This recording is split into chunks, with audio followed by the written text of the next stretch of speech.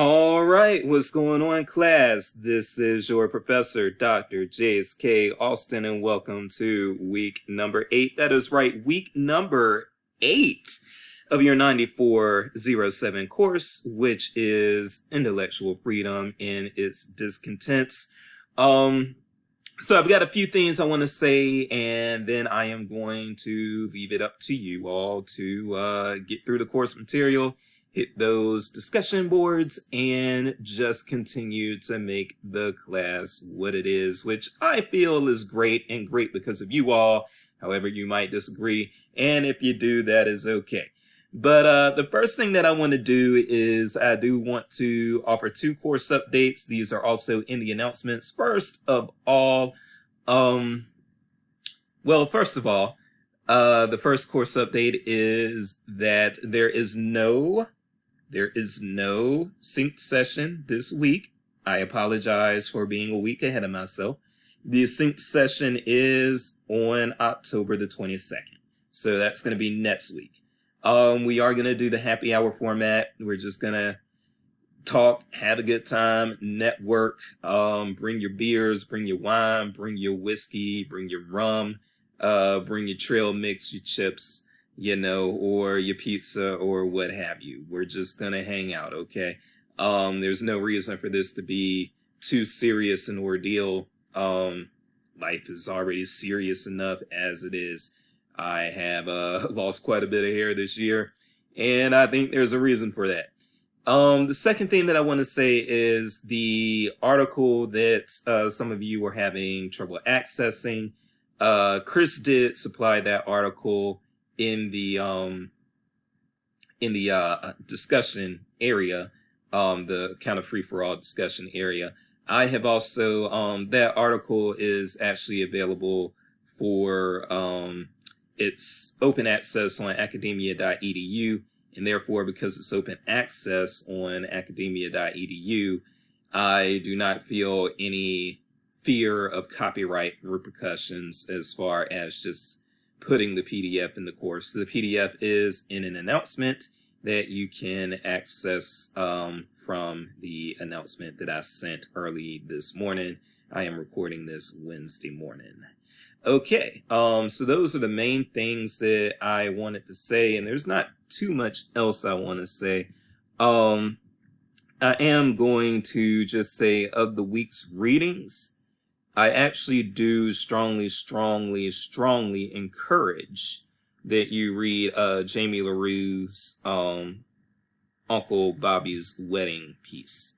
So I would like for you all to, even though it's optional, I think that you all will get a kick out of it, especially seeing the discussion boards. I definitely believe that some of you will definitely enjoy that article. I spoke a little bit last week about Banned Books Week and just how, I'm kind of fatigued by it. So I'm not going to talk a lot about Banned Books Week, but as far as book banning and book challenges, this is something that, the library field has contended with for years and probably will continue to contend with it. I don't know if there was more banning done or more challenges done pre-internet as opposed to now, but I would say that because of the open web and the accessibility of information and rhetoric that way,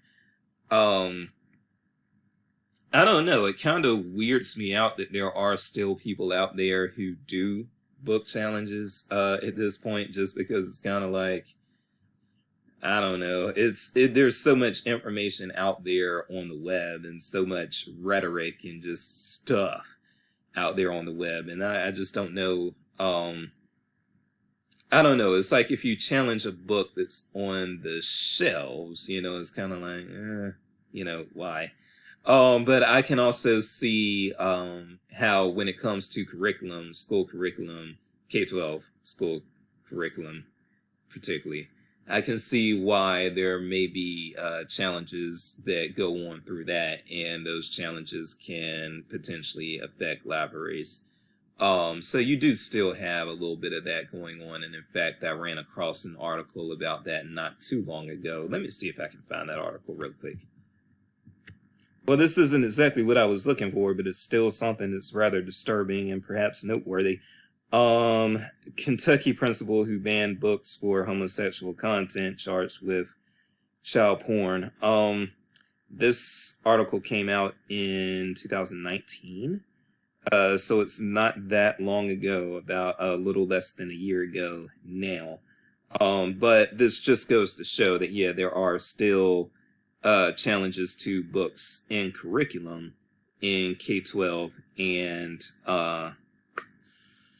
I mean, I don't even know what to say, except that there are going to be those who attempt to demonize one class or another while having a lot worse issues going on in their own lives. So, yeah, this is just disturbing, but also I would say that I think that having, let me pause and say this exactly how I want to say this. Okay, hopefully I won't encounter any bad vibes by putting it this way. I would say that I think that and we're really looking at elementary schools, and then elementary schools and maybe even preschools and that sort of thing. But I would say having books that deal with such topics as sexual identity or gender identity, or I've come across a children's book that discusses a parent being in jail for and a young child coping with that. And these books are necessary because we don't know what's going on in the minds of the children that we come in contact with, and we don't know what's going on in the homes of the children that we come in contact with. And I do think that good children's literature is definitely a way to help children cope. I'm just all about that. So I'm gonna leave it there for now.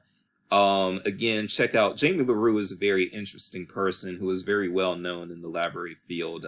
He is one of the biggest names you're going to come across. So his take on Uncle Bobby's Wedding, I think that you all will enjoy it. So I hope you all will check it out. I'll leave this under 10 minutes, so let's go ahead and stop it now. I will see y'all next week. There will not be a check-in video next week because of the sync session.